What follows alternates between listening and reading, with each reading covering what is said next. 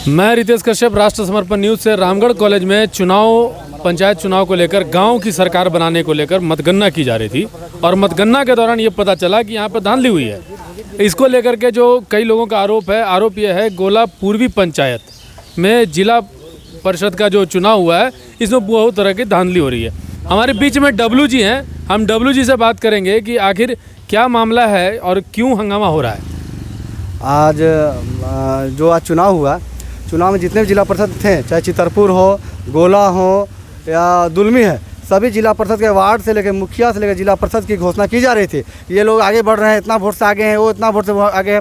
या जितने ही प्रत्याशी थे, अगर 10 प्रत्याशी है तो 10 प्रत्याशी के वोट की गिनती होती थी। पहले राउंड में इतने लोग आगे हैं, इतने लोग हैं, इतने हैं। पर हमारा प्रत्याशी का एक बार भी घोषणा नहीं हुआ। कल से लेकर आज तक एक बार भी घोषणा नहीं हुआ। उसके बाद हमारे लोग जो तो थे सारे को नोट कर रहे थे, पर उसके बाद सीधे देखा जाता है कि किसी प्रत्याशी की जब घोषणा होती है, हर बार घोषणा हुआ कि ये प्रत्याशी जीत गया है, पर हम इस बार कौन जीता किसी की जानकारी किसी को नहीं, पूरे पब्लिक को नहीं है। सीधे उनको बुलाया जाता है रेखा सोरेन को, क्योंकि वो बड़े हैं, बड़े लोग हैं, बड़े नेता से इनका संबंध है और वो सीएम की बहन है, इसलिए विशेष इशारे पे। अच्छा, वो हेमंत सोरेन की बहन भी लगती है? हेमंत सोरेन की बहन है, चचेरी बहन है, और चूँकि उन्हीं के इशारे पे सीधे वो आती है 10 मिनट पहले और हमारे लोगों को बुलाया जाता है, आप लोग जाओ जाओ जाओ, रेखा सोरेन जीत गई है, और काउंटिंग चल रहा है और निकाल दिया जाता है कि आप लोग हटो, रेखा सोरेन जीत गए। जस्ट हमारे लोग आते हैं और हम लोग सोचते हैं कि हम लोग रिकाउंटिंग के लिए दे, क्योंकि काउंटिंग तो चल रहा था। तब तक देखते हैं कि रेखा सोरेन के लोग को माला पहना के बाहर निकाल दिया जाता है और साथ में सर्टिफिकेट के साथ। इतना जल्द सर्टिफिकेट देने की क्या जरूरत थी बिना अनाउंसमेंट के कि ये लोग जीते कि नहीं जीते। जब हमने डीसी मैडम से इस बात के बारे में बात की कि हमारे प्रत्याशी का ये कंप्लेन है, तो उन्होंने कहा कि हो सकता है आवाज़ नहीं गया, आप लोग सुनाई नहीं पड़ा होगा। ऐसा कौन सा आवाज़ है जो हम लोग नहीं सुनाई पड़ा होगा? पूरे पब्लिक है, पूरे रामगढ़ कॉलेज में जितने भी सबकी आवाज़ सुनाई दे रही थी, खाली इनकी नहीं सुनाई। इनका कहना है कि हम लोग अंदर अनाउंस कर रहे थे, बाहर भले अनाउंस नहीं किए। तो जब सबका अनाउंस बाहर कर सकते हैं, किनके लिए अनाउंस कर रहे थे? तो जो अंदर लोग जो बैठे हुए थे, लोग सुने थे क्या? नहीं। वहाँ तो आवाज़ क्लियर आता ही नहीं। क्या होता है वहाँ तो ऐसे ही भीड़ इतना ज़्यादा है। होता था खाना वाना नहीं खाएंगे, आवाज़ नहीं निकल रहा। अब हो सकता है, पर मेरा कहना था जब चोंगा लगाए हैं, इतना महंगा जब लगाए हैं, क्यों लगाए हैं कि बाहर के लोग, क्योंकि सारे लोग तो अंदर जा नहीं सकते हैं, तो बाहर के लोग को ये जानकारी हो सके कौन जीत रहा है, कौन हार रहा है, क्योंकि ये साफ तरीके से पारदर्शी होना चाहिए। देखिए, सबसे बड़ी बात है कि यह बात अभी पता चला है कि ये गोला पूर्वी पंचायत का मामला है और वहाँ रेखा सोरेन जी को जीत दे दी गई है। रेखा सोरेन जी राज्य के मुख्यमंत्री हेमंत सोरेन की बहन लगती हैं, कहा जाता है चचेरी बहन लगती हैं। तो अब हमारे बीच में नेहा जी से भी हम पूछेंगे कि नेहा जी क्या है इसमें, परेशानी क्या है, आप बताइए। क्या परेशानी है? अनाउंसमेंट हो भी नहीं किया है तो हम कैसे जानेंगे कि हम हार गए कि जीत गए? सो उसको तो हम, आपको क्या लग रहा था, आप जीत रहे थे? हम तो जान रहे थे कि हम जीत रहे हैं। हाँ। तो कितना आगे से चल रही थी, कुछ आप लोग को है अंदाजा कितना आगे चल रही थी? बरलंगा पंचायत से उससे पंचायत में 200 वोटर पीछे थे। अच्छा, बरलंगा पंचायत में आइए ना, आप बताइए, जानकारी दीजिए। अरे आप थोड़ा सा जानकारी दीजिए, कोई दिक्कत नहीं है। क्या हुआ है, कितना आगे थे? सरगड़ी पंचायत में हम लोग 200 वोटर उससे पीछे थे।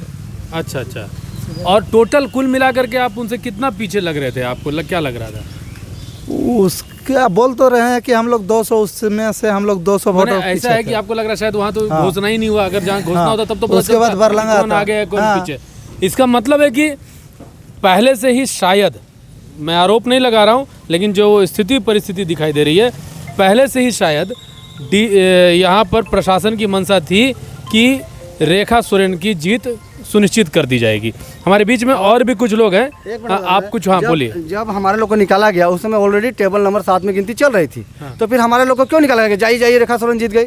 जब गिनती चल रही थी तो गिनती चल रही है और आपको निकाल दिया गया। हमारे लोग जितने वहाँ लोग थे टेबल में सब निकाल दिया गया। आइए इधर आके बताइए। उसके बाद हमारे वोटों को रद्द कर दिया गया और उसके रद्द वोटों को सही माना गया और दोबारा काउंटिंग की मांग करके हम लोग का काउंटिंग चल रहा है और आप हम लोग को बाहर निकाल रहे हैं। तो जो अनाउंसमेंट सर थे वो बोले कि तुम ज़्यादा तेज मत बनो, जितना बोला जा रहा है बाहर निकलो। और वहाँ जो प्रशासन था, गार्ड, वो हम लोग को बाहर कर दिया। क्या बोले जो वो बोले तेज मत बनो? हम बोले कि सर हम लोग को पता चलना चाहिए कि हम लोग कितना वोट से पीछे हैं या आगे हैं। आप तो बोल दिए कि वो जीत गई, बस हम लोग को पता चलना चाहिए कि हम लोग कितना पीछे हैं। बोला तुम तेज मत बनो, तुम बाहर अनाउंसमेंट होगा तब तुम सुन लेना। जब बाहर हम हुआ लोग announcement? नहीं, एक भी बार जितना भी पत्रकार इतना पत्रकार था, आप किन्हीं से भी पूछिए, उनको पता होगा तो ये कौन जीता है जिला परिषद में। और सारा जो लोग था, सारा लोग सत्ता का साथ दिया, जो भी सत्ता में आज बैठे हैं सीएम साहब, उनके इशारे पे लोग, बस उनके लोग को जिताने के लिए किया गया। उनकी जो कि बहन है तो प्रतिष्ठा का विषय था, लेकिन जिताया गया। आज भी रिकाउंटिंग कराया जाए, हम लोग जीतेंगे, ये हमारी गारंटी है। मतलब इनका कहना है कि हेमंत सोरेन की बहन थी, इसलिए उन्हें जानबूझकर जिता दिया गया। अब इस विषय पर ये तो हेमंत सोरेन पर भी आरोप लग रहा है, रामगढ़ के प्रशासन पर आरोप लग रहा है, चुनाव की जो यहाँ पर व्यवस्था चली है। और अब आप लोग क्या करेंगे? अभी हम लोग जा रहे हैं एससी साहब के पास, क्योंकि डीसी मैडम से जब हम लोगों ने बात किया तो उन्होंने बोला कि आरओ से बात कीजिए। आरओ एससी साहब हैं, हम लोग वहाँ जा रहे हैं, उनको एप्लीकेशन देंगे और दोबारा रिकाउंटिंग की मांग करेंगे। और हम चाहेंगे सरकार से भी और निर्वाचन आयोग से भी हम चाहेंगे कि स्वच्छ रूप से फिर से रिकाउंटिंग कराया जाए। अगर वो सही है तो रिकाउंटिंग कराने में कहीं कोई दिक्कत नहीं है। सच्चाई है कि अगर रेखा सोरेन जी जीती हैं, उनको वोट मिला है, तो रिकाउंटिंग कराने में किसी को आपत्ति नहीं होनी चाहिए। और अगर रिकाउंटिंग कराने से आपत्ति होगी तो लोगों की शंकाएं सच मानी जाती है।